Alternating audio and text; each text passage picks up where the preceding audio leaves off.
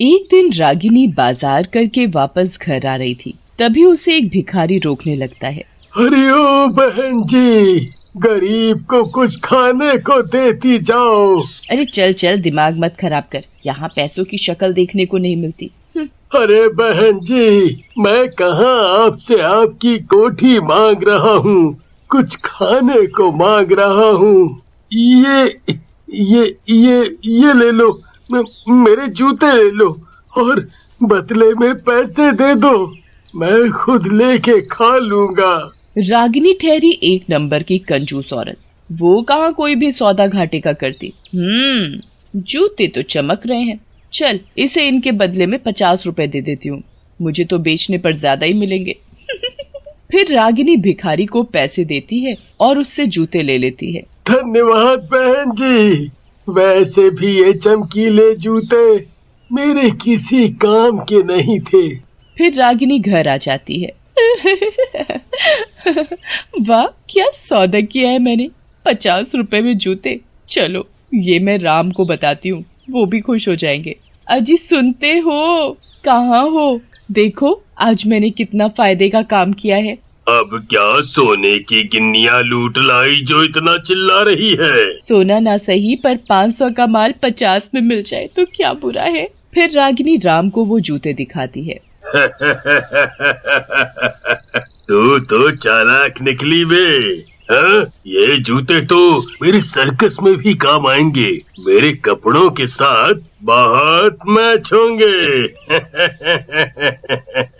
फिर अगले दिन राम सुबह सवेरे उठता है और वो चमकते जूते लेकर मोची के पास जाता है। अरे भैया, जरा ये जूते सिलवाने हैं, कितने पैसे लगेंगे? मोची उन जूतों को हाथ में पकड़कर देखता है तो वह अचंभित रह जाता है। ये जूते तो सोने के लगते हैं। इस बेवकूफ को यही नहीं पता कि ये जूते कितने कीमती हैं। ये जूते कहाँ से मिले तुम्हें? पता नहीं, मेरी बेवकूफ पत्नी ले आई कहीं से। अच्छा चलो मैं सिल दूंगा, पर समय लगेगा तो तुम बाद में आके ले जाना। अच्छा ठीक है, कहकर राम चला जाता है। अब मैं इन सोने के जूतों के बदले कोई नकली जूते पकड़ा दूंगा। वैसे भी इसे कौन सा पता था कि ये सोने के चमकते जूते हैं। फिर मोची हूबहू वैसे ही जूते बना देता है और जब राम आता है तो उसे जूते पकड़ा देता है। घर आकर मोची खुशी से नाचने लगता है। अरे कैसे बावरों की तरह नाच रहे हो, लॉटरी लगी है क्या?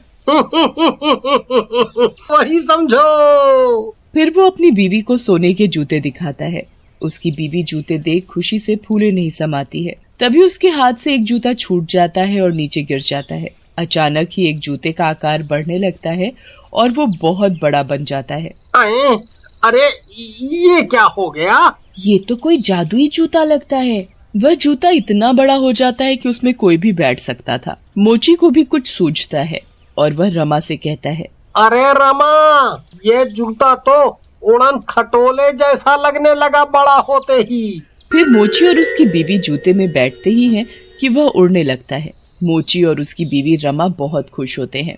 देखा, मैंने कहा था ना कि ये मुझे जादुई उड़न खटोले जैसा लगने लगा था। फिर वह जादुई सोने का जूता उन्हें उड़ाकर आसमानों में ले जाता है। वहाँ उनकी मुलाकात परियों से होती है।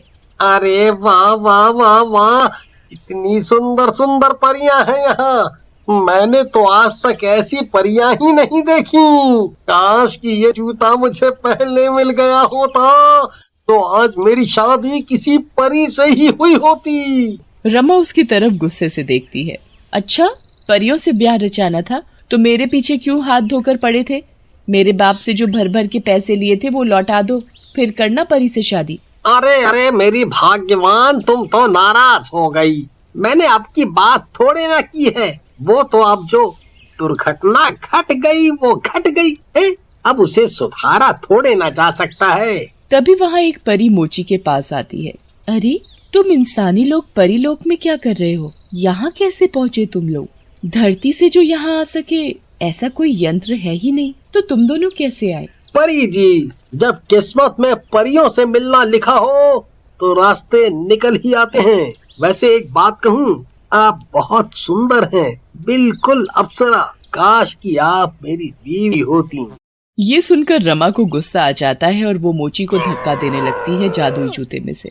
जूते का बैलेंस बिगड़ जाता है और वह डगमगाने लगता है। अरे खुद को विधवा बनाना चाहती है क्या? ये याद रख कि अगर आज मैं इस जादुई उड़न खटोले से गिर के मर भी गया तो तुझे कोई एक गिलास पानी भी नहीं पूछेगा। जैसे ही जादुई जूते का बैलेंस बिगड़ता है तो वह उड़ने की बजाय गिरने लगता है, पर मोची गिरते गिरते भी परी का हाथ नहीं छोड़ता और उसे भी साथ ले आता है। अरे कल मुहे, अब क्या इसे मेरी सौतन बना के ही दम लेगा क्या? छोड़ उसका हाथ। नहीं नहीं, वो गिर गई तो मेरा क्या होगा?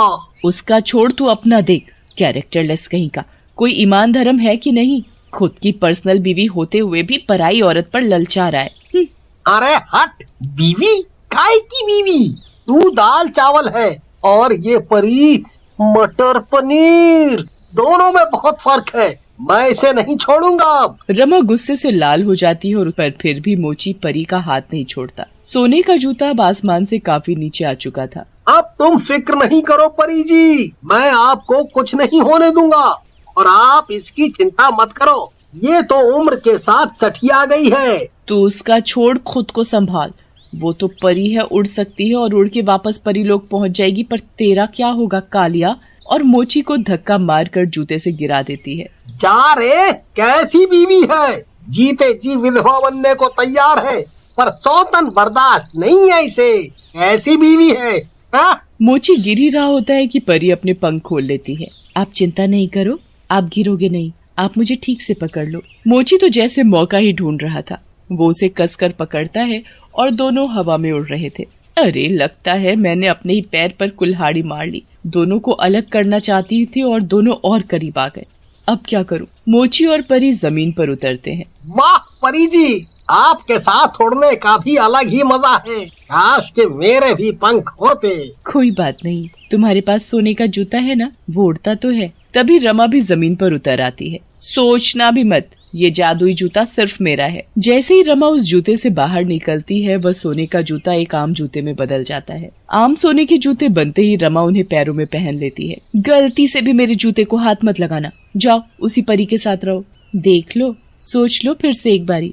देख लिया, सोच लिया और समझ भी लिया। ठीक है, फिर आज से तेरा पति मेरा हुआ और ये जूते सिर्फ तेरे। रमा फिर उन जूतों को पहनकर ही सो जाती है। देखो परी जी, वैसे तो आप बहुत अच्छे हो, पर धरती पर आपको एक आम इंसान की तरह ही रहना होगा, क्योंकि किसी को जरा भी भनक पड़ गई तो आपका जीना हराम कर देंगे, और मेरी बीवी को तो आप जानती ही हो। तुम चिंता नहीं करो, मैं सुबह तक सब ठीक कर दूंगी।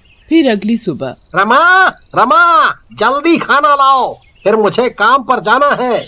रमा नींद में जवाब देती है, अरे मुझे नहीं पता खाना पीना, खुद देख लो। तभी परी एक आम औरत की तरह साड़ी पहनकर हाथ में खाने की थाली लेकर आती है।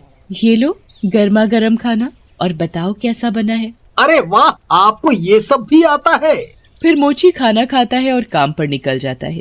ऐसे ही रोज परी आम इंसानों की तरह कुछ नया नया सीखती और मोची के साथ अच्छे से रहने लगी। अब ऐसा समय आ गया था कि मोची को रमा की जरूरत ही नहीं रह गई थी। फिर एक दिन, चलो परी, कहीं घूमने चलते हैं, तुम्हें इस शहर की सैर करवाई जाए। अरे मुझसे भी तो पूछ लो, आखिर मैं तुम्हारी बीवी हूँ। कैसी बीवी रे?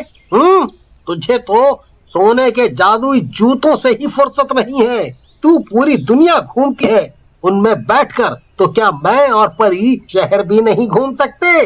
कहकर मोची परी को लेकर चला जाता है। ये देखकर रमा दिल ही दिल में किलसने लगती है और उसे परी पर गुस्सा आने लगता है।